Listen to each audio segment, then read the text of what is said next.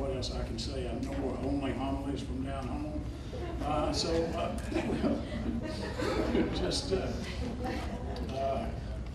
open it up for questions, and if you will let me know, I will make an effort to repeat the question so everybody can hear the question, and then that's the process.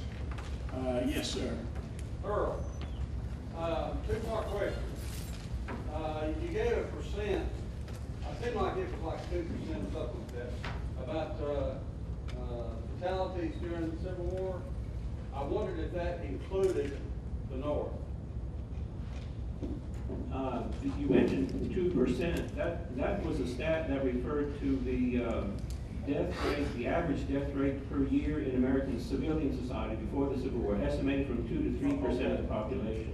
Okay. And the stats of 620,000 Civil War dead versus 750,000, that is Union and Confederate deaths combined.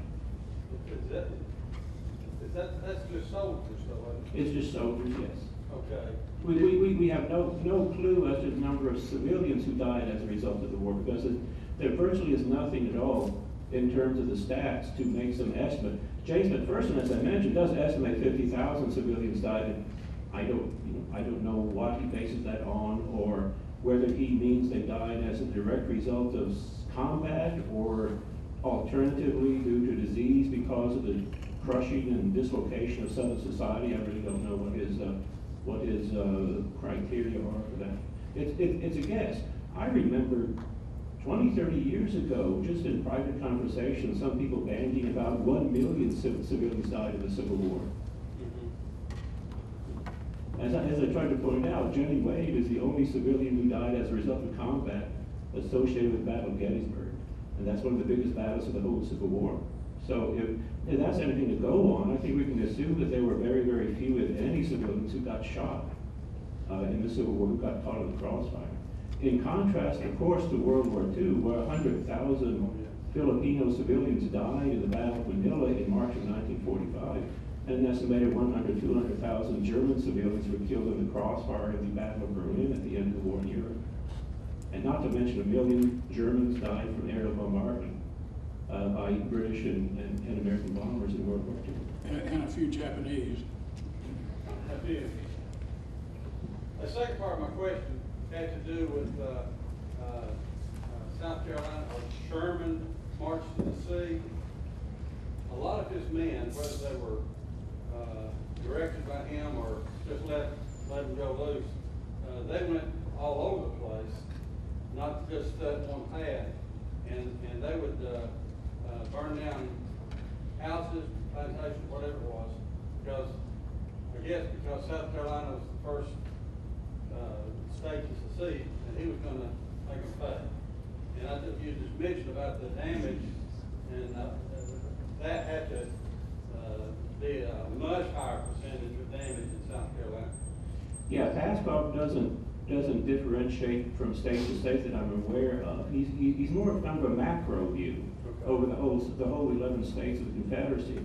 And he does point out that the level of destruction, physical destruction, can be very intense in those corridors. Like when Sherman marched from Atlanta to Savannah, it's about 50 miles, 60 miles wide, and 300 miles long.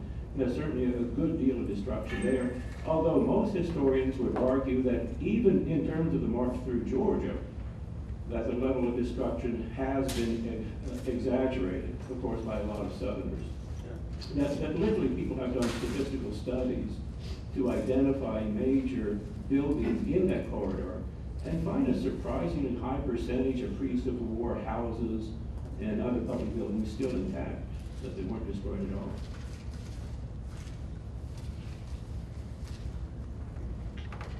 Yes, sir. Dr. Pettis, you know how many black soldiers were killed in combat? No, I don't know him. That's a good question. Casualties overall in the black ranks? Yeah, as you probably know, the level of combat engagement by black troops is going to be considerably lower on average than white troops.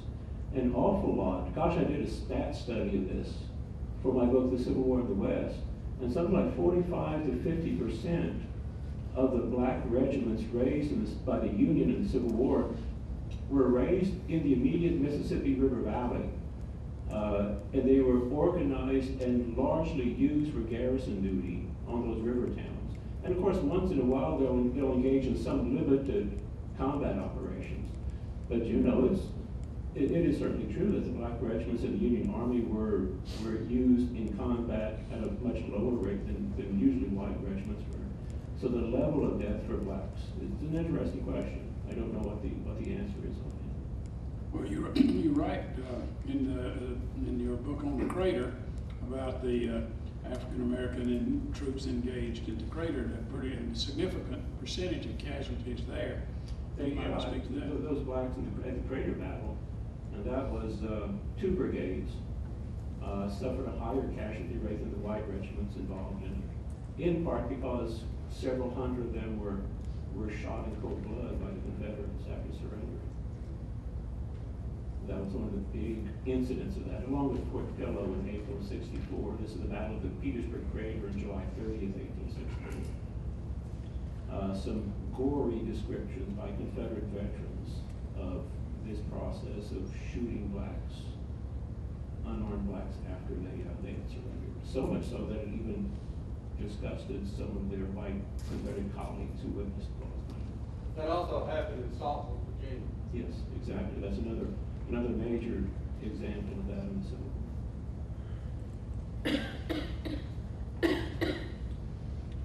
Yes, sir.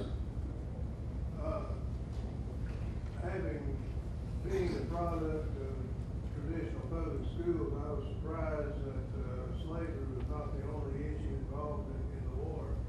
How broadly were the other issues discussed?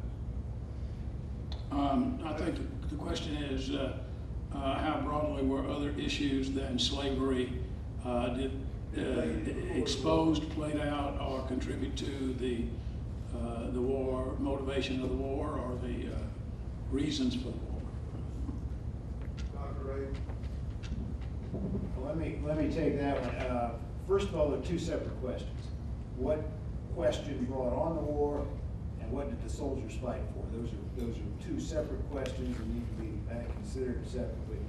If someone was to ask me, okay, give me a short summary of why did the Civil War take place, I would say because of the failure to find a solution to the question of expansion of slavery into the national territories. That's a sort of 1-sentence explanation.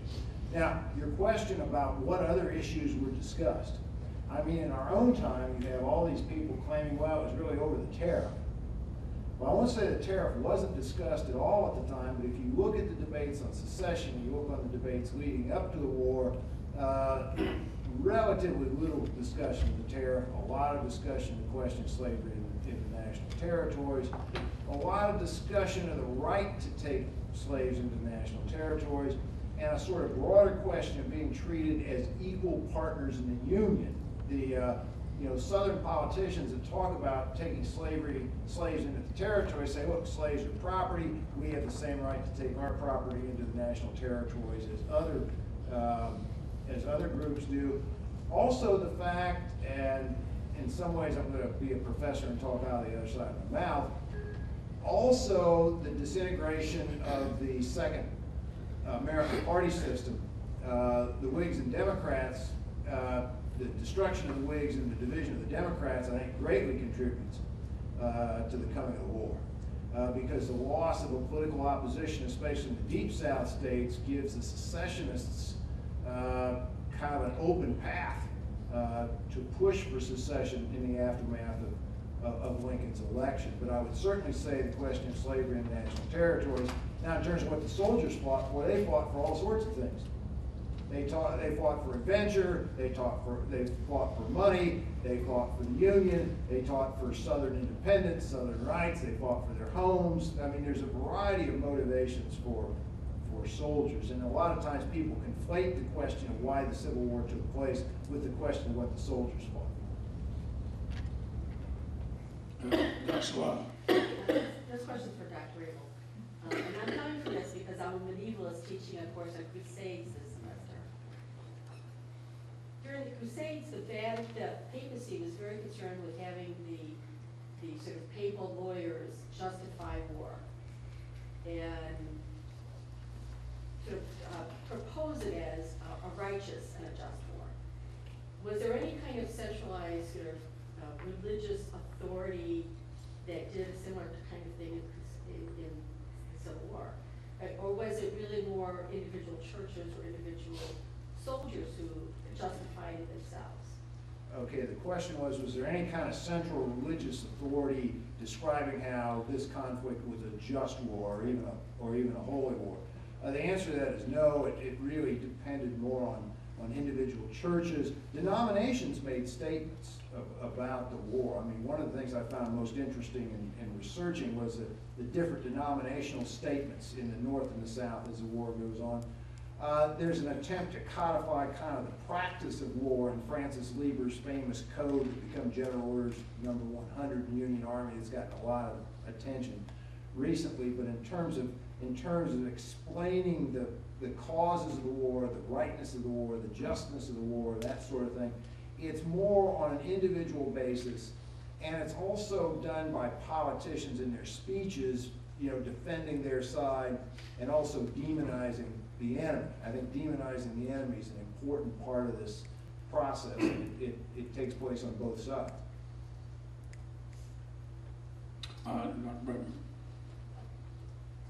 Somewhat of a follow-up question. Most of the biblical examples that you gave in your talk were from the Hebrew Bible. I think you had one from the book of Revelation in the New Testament. Is that representative?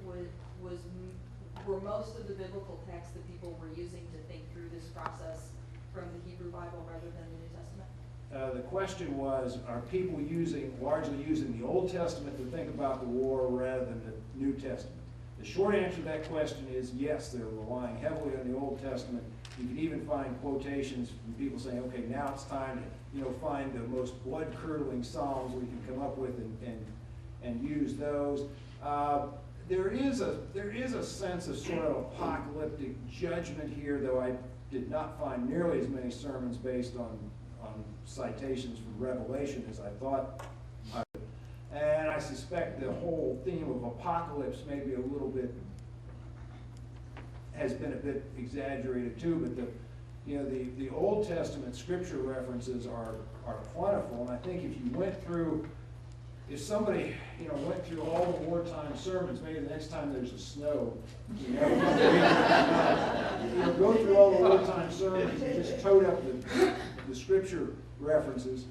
For example, when Lincoln's killed, there's a passage from 2 Samuel about a mighty man fallen in Israel that refers to the death of Abner, and that was used by lots of different ministers. And there were obviously be subject to the powers that be from the book of Romans. That's a New Testament one that does get used a lot, but certainly not passages from the Gospels for the most part, or even from Paul's letters to any great degree. At least that's my sense without having done a systematic look at it. Can I ask a follow-up? Sure. So did they embrace the rhetoric of the New Israel on either or both sides?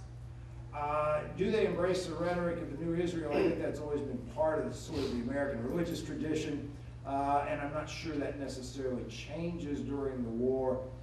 Rather than a New Israel, I think both sides, there's a millennial element to them that I've got an idea for a project that's just kind of germinating that I want to call the promised war, what people expect to happen. And one of the things they expect to happen is maybe Christ will come again. That this will bring on the millennium, the war will solve our problems. They even talk about permanent prosperity. We've heard that swan song before. And this is both Union and Confederates. The Confederates believe that their victory will show the world that they've been right all along, including right on the institution of slavery, and worldviews on slavery will be reversed, which is hard for us to fathom, but again, we need to capture the perspectives of the time. Earl mentioned presentism in his talk. I don't like presentism. I don't like preachy history. I like to kind of figure out what the people at the time were thinking. Yes, sir. Did the convention have black soldiers? Anybody?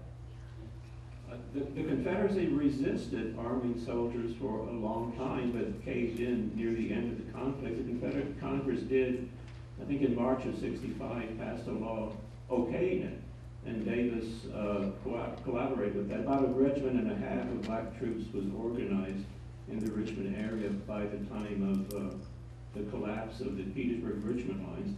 They never really engaged in combat per se, although they were under fire 1 or 2 days during the retreat to Appomattox.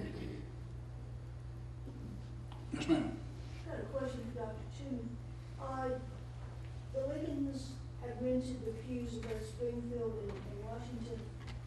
Did Mary Todd attend church without Lincoln, and did she take her young children in, was she a regular church attender, not so much? What is her history? The question has to do with Mary Todd and her attendance at the various churches. The answer is, prior to the death of Eddie, we don't have any indication that she was particularly diligent in her attendance, and she was a member of the Episcopalian Church at the time. Lincoln went with her from time to time after she changed to the Presbyterian Church. One of the references I found said that it mattered little to Lincoln whether he attended once a week or once a year. He did sometimes go, but not nearly as diligently as did Mary. What was the second part of your question? If she took the children, right? The children. They did go with her. Now, I believe it was Tad who went to a different church in Washington because one of his friends went to that church. But that being the only exception, generally speaking, yes, they would go with it. And Lincoln generally went to church when he was in Washington, not necessarily New York Avenue, but that was where he had rented a pew, and that was where Mary preferred to go. Yes, ma'am. Dr. Ray, well, you said that both the North and the South at specific times thought that God was on their side. And, well, after the war, we can speculate as to what the Northern idea was, that, it was righteous for us, God was on our side. What were the thoughts of the Southerners after the war? What did they say why they failed? Okay, the question is, how do the Southerners handle this question of defeat when they've all along argued that God was on their side? A number of ways. First of all, people argue, and Lincoln would agree with this, that the will of God is inscrutable, mysterious. So, why God willed those heathen Yankees to win, nobody knows. Plus, they could point to plenty of Old Testament examples where the chosen people had been punished by heathenish nations, so they could point that out. They could also say, well, we will be vindicated in time, a sort of the South will rise again sort of thing. And you combine that with the mystery. We don't know why. And I think what former Confederates do, they set out to rebuild their lives, including their religious lives. Some have emphasized the religious character of the lost cause argument. I think too much so. I actually don't think most Southerners after the war probably cared much about the lost cause at all. They were just rebuilding their lives. I think the lost cause, was important culturally and intellectually, but as a mass kind of mentality, I'm not so sure about it. I think it's been exaggerated, but their theology is firm, but it's also flexible enough, because if you believe in providence, you can explain failure as easily as you can explain success. In fact, in some ways, you can explain it more easily given the sinful nature of human beings. They do talk about why they are being punished. One other thing, this phrase comes up all the time, and it's biblical. We relied too much on an arm of flesh. When Stonewall Jackson is killed, why was Jackson killed? Because people had relied on an arm of flesh rather than on the Almighty. And there's a minister I found after the war said, we put too much faith in Lee and Jackson and not enough faith in the Lord of hosts. Yes, sir. Were the Southern preachers, were they using the Bible to justify slavery, and so what were some of their passages? The answer is yes, and as far as they were concerned, they had chapter and verse. Did not the patriarchs of the Old Testament own slaves? Yes. Did Paul not say slaves obey their masters? Yes. Can you find specific passages that are anti-slavery? No. Case closed.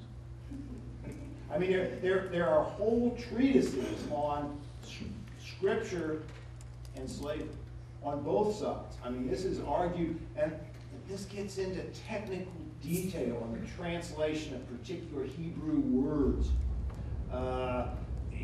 Mark Knoll has a great line in one of his books about how both sides not only read the same Bible, but they read it in a remarkably similar way, and he means in a literalist way, which means that the pro-slavery people started out with an advantage, because a very literal reading of Scripture, as far as they were concerned, made slavery a biblical institution. And that's coming from the Old Testament primarily, their passages? But also from the New Testament. Slaves, obey your masters. Don't change your condition. Now, I think Paul's impetus on that in part is because the second coming is going to occur in his lifetime, or at least close to his lifetime. So, and again, there are all kinds of ways you can interpret these passages, and obviously the anti-slavery people, talk about the spirit of the Gospels. They talk about the golden rule. Now, the Southerners have a response to the golden rule too. They say, you treat others as you would wish to be treated in the same condition. In other words, you treat a slave as you would want to be treated if you were a slave. Or you treat a son as you want to be treated if you were a son, or a daughter, or a mother, or a father. So that's their sort of answer to the golden rule. One thing I might, Dr. Toomey may want to expand on this a bit. I wonder if Lincoln in his conviction, fatalistic conviction, doesn't rely on Old Testament moral codes, ethical kind of judgmental kind of Ten Commandment kind of cause and effect punishment, God's will be done, sort of Old Testament theology more than we know he doesn't talk much about Jesus as a Savior or Christ or at all. So what do you think, where does he find the support in biblical scriptures for his position? I don't know that I came across a specific text that he used. I do know he believed the Bible supported him. I know when I mentioned this morning, a group of Springfield clergy had protested the fact that he was likely to win. That befuddled him. He didn't understand why that would be the case. He commented to someone that here's a group of, I forgot the exact number, but I think it was like close to 100 clergy, and all but 3 of them were opposed to his nomination or his likely win. He couldn't understand it, he said, because the very Bible that they preach from is the one that he thought justified containing slavery to the South, which was what he was, of course, running for. So he saw the Bible as validating his approach, and I think some writers have suggested that Lincoln saw a very clear connection between biblical fatalism and national fatalism. That is to say that what the Constitution had done, and more specifically what the Declaration had done, was set in motion a chain of events that had to be fulfilled, just as you would see in the Bible. There's a direct connection between the two, and that's one of the ways he justified what he was doing. But it really, in your view, is overwhelmingly grounded in Old Testament theology or scripture than certainly the New Testament. Overwhelmingly might be a strong word, but that tends to be mostly what Lincoln quotes from. Mm-hmm. Could I add something here about Springfield? When he leaves Springfield, he asks people to pray for him. Now, this immediately is picked up by the religious press and seen as a sign, he must be a very Orthodox Christian, and it really helps establish Lincoln's wartime reputation as a believer, which I think would be an interesting thing to trace that very carefully through the periodical literature, through the newspapers, and see how that develops. And as far as I know, no one's really ever quite done that, but it's very interesting, the reaction to that he's, oh, okay, he's sanctified, he wants us to pray for him. And he continually, throughout the rest of the war, asked for people to pray for him and to pray in general. He seems to be encouraging that. And again, people made a lot of that suggestion. Do you see, did you see, Dr. Rabel, anywhere in your research, or for that matter, Dr. Toomey, where the farewell address in Springfield, where Lincoln calls upon the God of Washington to support him, he cannot fail, I'm paraphrasing here. Does that translate into the periodical literature that you mentioned, Dr. Rabel? I didn't find anything specifically on that, but it doesn't mean it's not there. Other questions? Yes, sir. This question is for both Dr. Greer and Dr. Rabel. Reference was made earlier to just war theory. I know that is a strong philosophical underpinning on Catholic thinking on war generally, but I don't know to what extent it informed Protestant and evangelical thinking in the United States going up to the Civil War. And as far as Catholics go, I don't believe they used it, and I think I know why they didn't use it, because basically they understood Catholics were on both sides. That was the Catholic version of the Methodist and Presbyterian splitting and not talking to each other ever. The Catholic Church wasn't going to do that, but the Catholic bishops in the North and the border states supported the Union, and the Deep South, they supported the Confederacy. The question is about just war theory by both Catholics and Protestants during the war. I don't see the Protestants using it at all. I mean, that may be too strong, but I don't think they're using it. Or at least they're not analyzing it as a philosophical question. They believe the war is justified for a whole bunch of reasons, but they're not referring to just war theory. The Catholics are, and the Jews, are religious minorities in both sections. And as such, they tend to go along with their section, which is not surprising. And Catholics take a very moderate position on slavery. They've traditionally been opposed to the slave trade. They saw slavery itself as part of the fallen condition of mankind. But they didn't preach that slaveholders were great sinners, or that slaveholders ought to be thrown out of the church. And as a consequence, both Northern and Southern Catholics take, and this word's not adequate, but it's the best I can think of, tend to take a somewhat more moderate course on the war than other people in both sections, especially Northern Catholics who are opposed to abolition, who are often Democrats, critical of the Lincoln administration, but still war Democrats, though there are some copperheads. There's one Catholic editor, in fact, named McMaster, who's in prison for a while. He published a newspaper called the New York Freeman and Catholic Register, I think I've got that right, which is very much a kind of quasi-copperhead piece, and it's very interesting. It makes very interesting reading.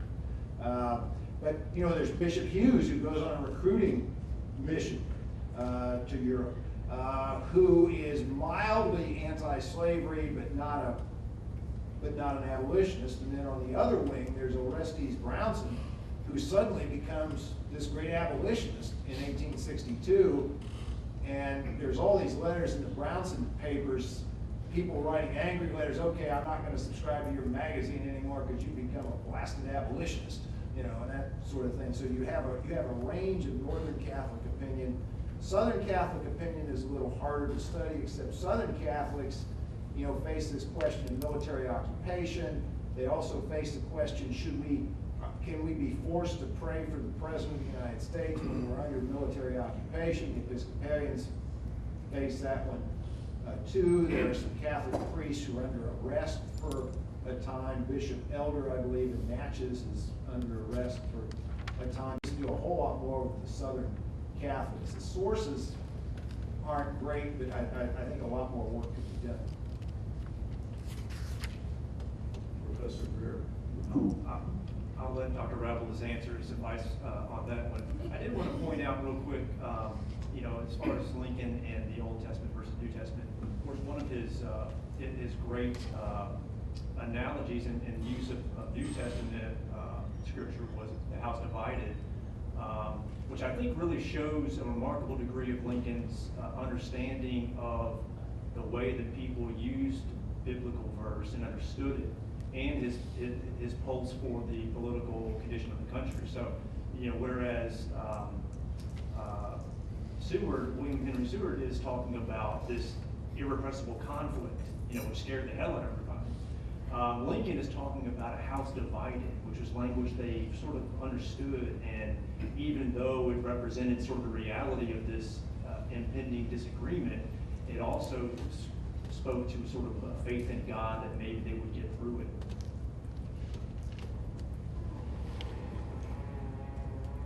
And I had a follow-up, if I might, can I ask a follow-up question for Dr. Riley?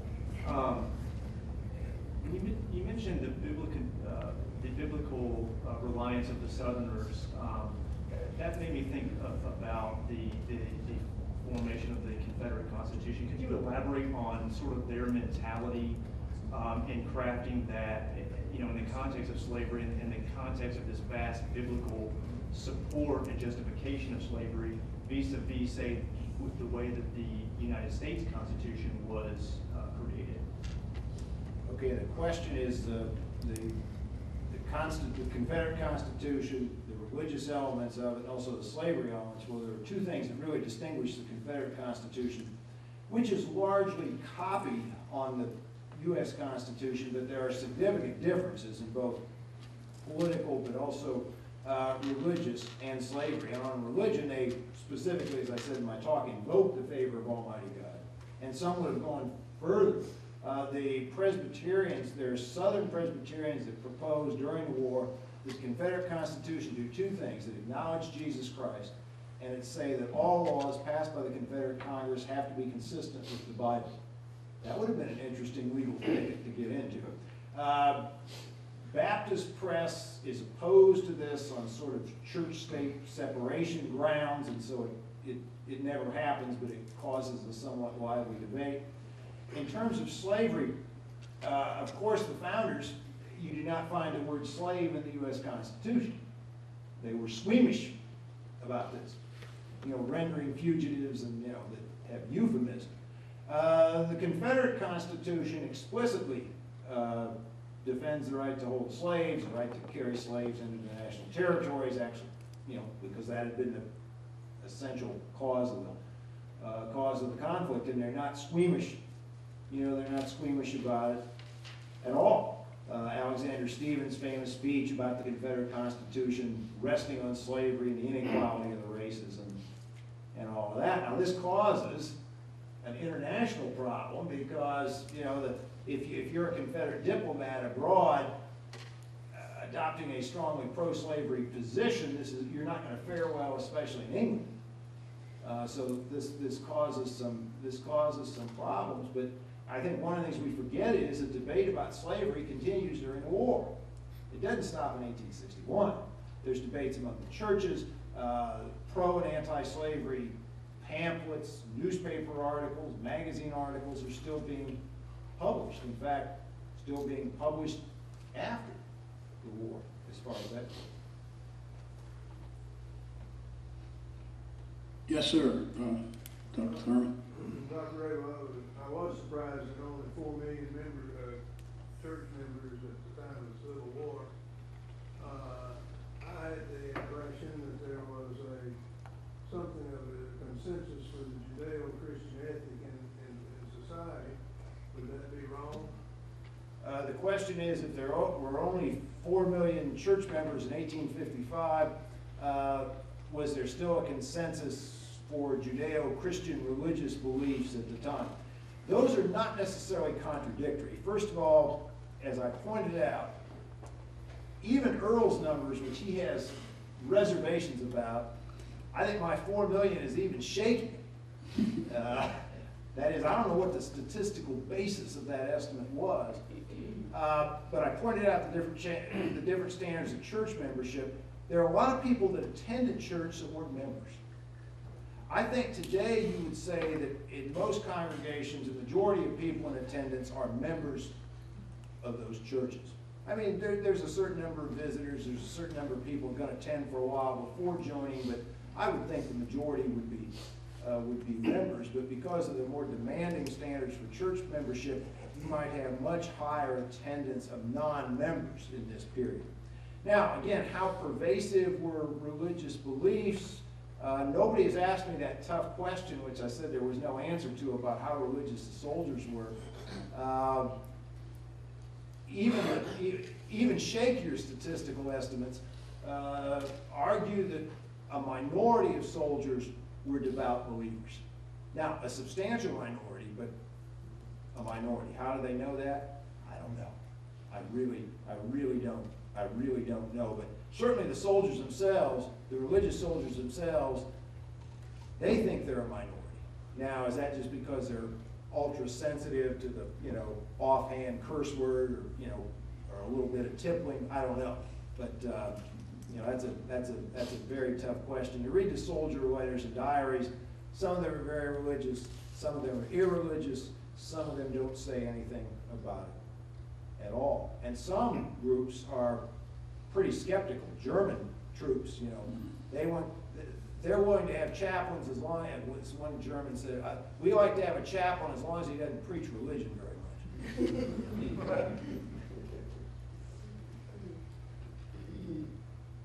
Could I follow up with just a comment about that? I think it's possible for us also to think in terms of this way, that it's quite possible for someone to be a moral person and to be an adherent of the Judeo-Christian basic ethics without going to church, without being a member of a church. So while church membership is one of those visible stats that you can point to, there's a lot of reason to expect that isn't the sum of the measure, or the degree to which basic human values extend throughout a population. So something of a follow-up I thought about is that there's plenty of room for that segment of society that might be called God-fearers.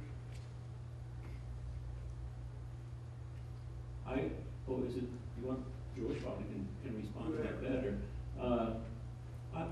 After 30 years of studying Civil War soldiers, overwhelmingly, they all adhered to basic moral values that were more or less consistent with the Judeo-Christian ethics and everything else, even though some of them, as Mike said, were backsliding, and some of them were, of course, threw away those things.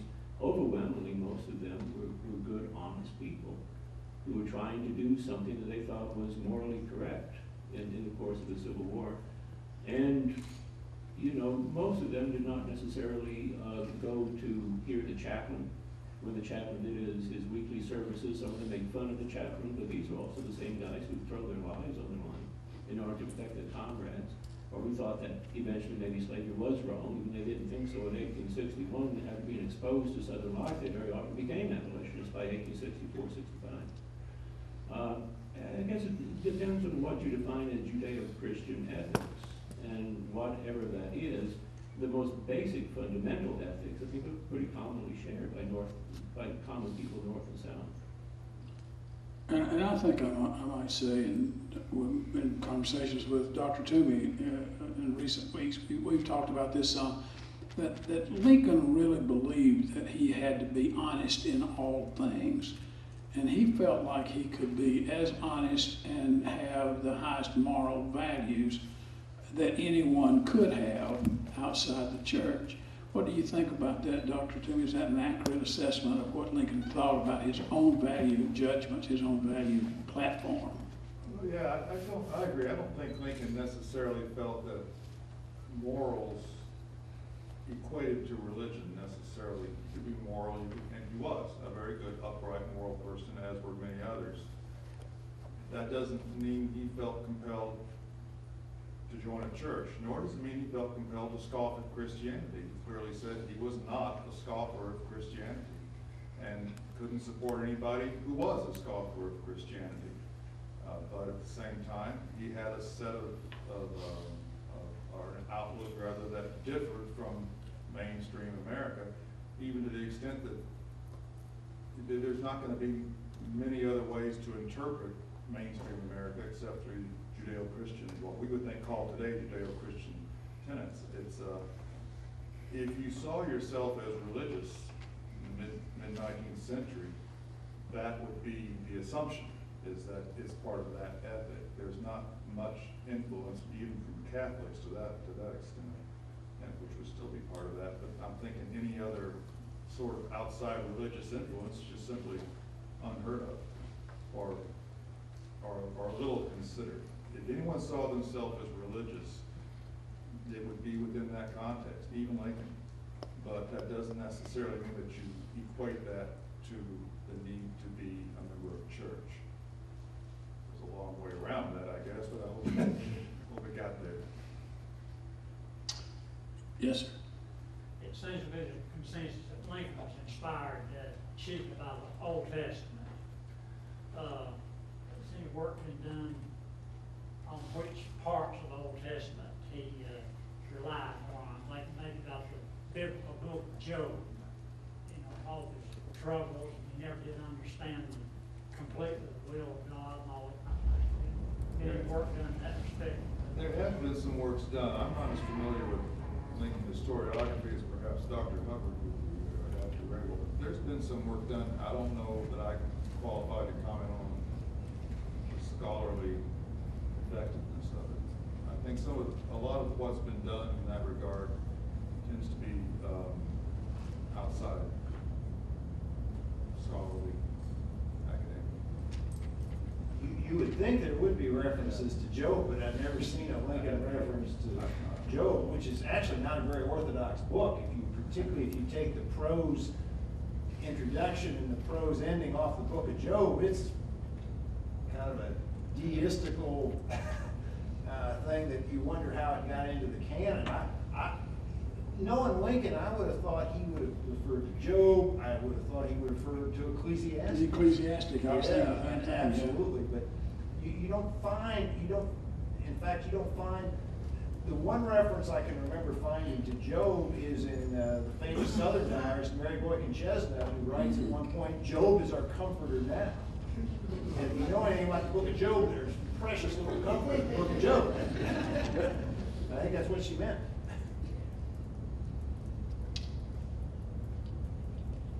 Any other thoughts or questions, comments? I have a question for George. In your talk, you said that the Civil War was, I forget how you expressed it, but the religious interpretation of the issues of the Civil War seemed to be more prominent for that war than any war in American history. There's been no war since the Civil War. Since the Civil War, yeah. So I didn't talk about the American Revolution, which obviously had a heavily religious interpretation as well. War of 1812? There's a monograph on the churches in the War of 1812, which I've not read. I don't know how much. I can't imagine there was a huge religious element to the War of 1812, particularly given its rather fumbling. Yeah. And the last part of the question, you would think World War II would be right for this. With the imperialist Japan, with Nazi Germany, how can you not interpret World War II from a religious perspective? Oh, people do that? I think there were people that did it in World War II, but my point was it was not nearly as pervasive as it was in the Civil War. You don't have someone delivering things like the second inaugural. I can't imagine Franklin Roosevelt delivering the second inaugural. I can't imagine, it would be hard to imagine any politician, any president in the 20th century delivering the second inaugural. It's hard enough to imagine a president in the 19th century delivering the second inaugural. It is a unique and difficult and troubling kind of document. And obviously, there are religious elements in the First World War, in America and in Europe. There are religious elements in World War II. I once had a person challenge me from the audience about the war in Iraq and George W. Bush. Well, Bush talked about religion a little bit in terms of the war in Iraq, but not very much. And you didn't have preachers all across the country in World War II or in wars after that preaching the sort of sermons you read in the Civil War era.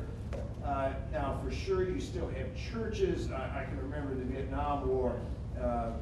My home church was kind of at odds with the larger denomination because of resolutions denouncing the Vietnam War.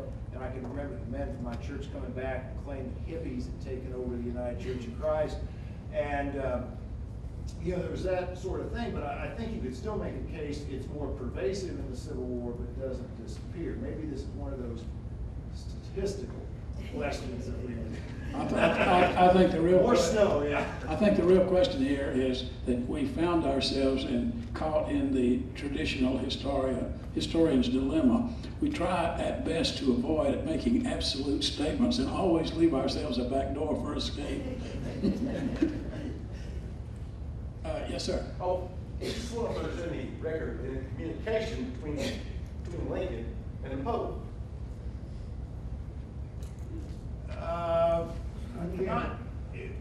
Lincoln, go ahead. No, I'll let you. I don't think directly. The Pope would like to. The Pope would sort of like to mediate the conflict. There's some talk of that. There's some talk of providing aid to suffering people in the United States. The Vatican pays attention to it. Notre Dame has some very good, records about this, but they're pretty thin. The diocesan records of various dioceses in the United States are mostly involved in things like aid to soldiers, the impact of the war on the church itself, and congregations, and sort of thing. I sort of remember there's some controversy about Lincoln and the Vatican during the war, but I don't remember what it was. I think what you're referring to is the recruitment of troops, the Union troops in Ireland, the Confederate envoys. I hesitate to call them diplomats, but the Confederate representatives went to the Vatican, one of them, and made an effort to talk to the Pope about, to discuss with the Pope the possibility of disallowing, excommunicating these people who were joining the Union Army. And I'm a little fuzzy on this. It's been a long time since I took a look, but I think the Pope received them, or someone close to the Pope received and granted them an audience. But I'm not sure exactly what the outcome was, but I know there was, they were asking for a commitment from the Pope denouncing Lincoln and his, that's one of the issues. There may be some others. I have to think back on that. That's an interesting question. Yes, sir. Well, my guess is that the Pope was non-committal on that one. But on the subject of the citation of religion and the Civil War versus other wars, one observation. The Civil War and the American Revolution are different from all the other wars in that both the nature and even survival of American society are at stake. Well, I think you could also argue. Doesn't make you religious. Well, I think you could also argue that survival was at stake in World War II. Now, in a different way, it's not being fought on our, except Hawaii, it's not being fought in our territory. Also, the Revolution is a civil war in itself. I mean, we forget about the Tories. Now, John Adams said it was a third in favor of the Revolution, a third against, a third neutral. Those numbers, historians have trouble with those numbers. I think the more recent estimates, Earl can question my statistics, is a sixth of the people may have been Tories, but it definitely was I tried to tell my students in the U.S. survey class that this was really, the American Revolution was the first American Civil War. And the Tories considered themselves the good Americans because they were loyal to king and country. And Washington, these other people were, traitors as far as they were concerned. The Tories, suffered a good deal during the American Revolution. You need to look at kind of internal conflict in the Revolution, but I think the premise of your question, even though I would question the survival, is I think World War II. But I think you're right. I mean, given the stakes involved in the Revolution and the Civil War, and given the fact it's fought here, I think you're basically right that there's going to be a larger religious element to it an impetus to explain what's going on in religious terms. And given the fundamental rent that it makes in society. Sure, Or yeah, themselves. yeah, the divisions in stories. society, and then, you know, besides the carnage, you know, there's all kinds of other trauma involved in both of these wars, economic, social, cultural.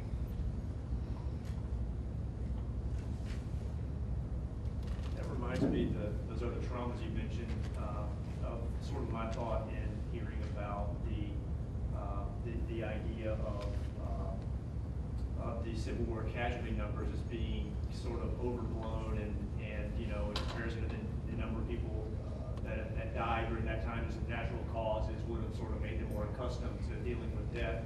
I kind of thought, you know, what are some of those other traumas that are not necessarily directly related to the idea of just an abstract casualty that people were experiencing? And you know, has anybody, is there scholarship that that hasn't been done on some of those other social, psychological issues?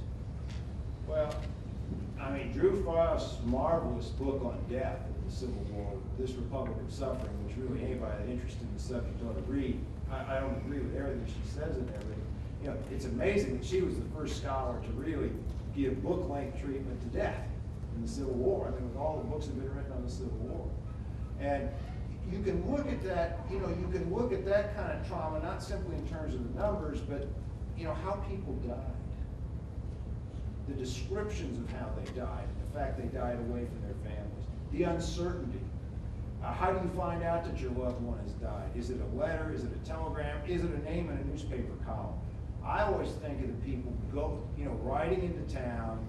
The newspaper is posted there with the list of casualties: mortally wounded, dead, slightly wounded, etc. And of course, the names and the descriptions of their condition was often wrong.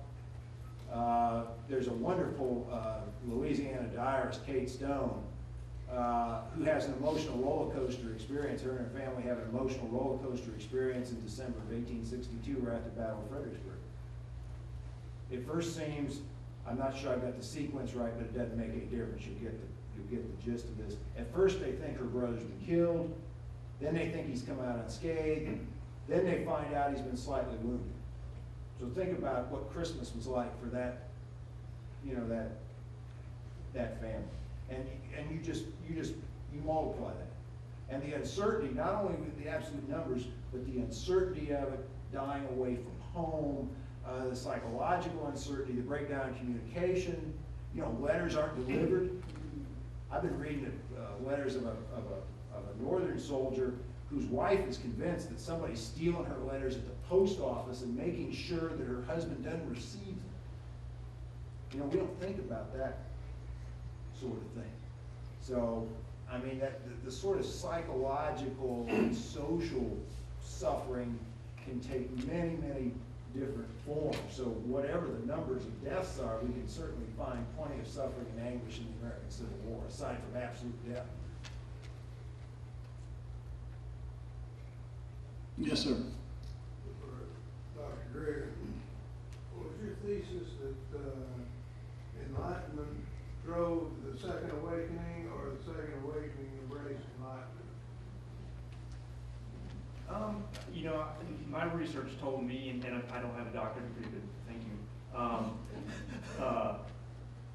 that the two movements happen more independently of each other, and a lot of times sort of historians have kind of glossed over the two and kind of tied them together, and saying that the Enlightenment spurred the Great Awakening, that this fear that reason and scientific thought was going to somehow take over the minds of the people and steer them away from religion. I think that's more of a theory than what's found in the actual evidence. And I think it's interesting that the two really sort of emerged together, and at the same time combined with the political issues of the conflict with Great Britain to really unite the two concepts in ways that probably never would have happened. So they had some interesting common themes. the belief in the sort of an overarching deity that was basically in control, that man was created by this Almighty, and sort of the original sinfulness of man, and the need for virtue in the citizens. These were common themes for both the Enlightenment and the Great Awakening and evangelical Americans, but they were brought more fully together when they had a common cause in the political strife of the Revolution. So we see the evangelical ministers at the time talk in really rational terms, using terms like reason and natural law. And we see some Enlightenment types really try to bring in religious, biblical references into their work. So it's sort of a unique blend, I think, that happened here in America and really influenced the founding of the country. And the fact, I guess the overarching thing that I wanted to get across in my presentation is that really it was sort of luck, I think, in some ways, that our country grasped onto this portions of this Enlightenment thought and sort of ensconced them into our nation's founding. I think that when Lincoln mentioned that he praised Jefferson and said that into a merely revolutionary document, Lincoln placed these fundamental truths that were applicable to all times and all men. I think the word there, merely, is quite interesting. Revolutions happen all the time, of course, right? They continue to happen. But it just so happens that in this particular case, American revolutionary leaders grasped on to what Lincoln believed were fundamental truths, many of which were tied to the Enlightenment. So, I think that was just sort of a coincidental thing that happened in our country, and likely if those were not there, who knows what we would have grasped onto, probably much more religious in focus and framing those arguments against Great Britain. And that reminds me of when, sort of in the Declaration of Independence, when the famous part where Jefferson originally writes, "We hold these truths to be sacred and undeniable," and sort of appealing more to biblicism, trouble with that word, more to religion.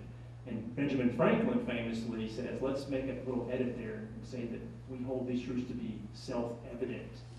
So I think that it's really interesting the way that Enlightenment thought meshed with religious thought and framed a unique situation in our country that ultimately really, I think, turned the tide against slavery, the truth of those ideals, ultimately and tortuously and circuitously, and have since then been a beacon to the world. As Americans have gone out and tried to spread the principles of freedom and democracy and reason. It strikes me that perhaps no other philosophy has had that effect in world history. So I think that's what I was trying to get at, and I think that's what's really sort of special about our country. It makes me proud to be an American.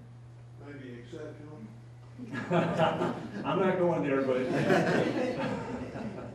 well, let me bring this symposium to a close.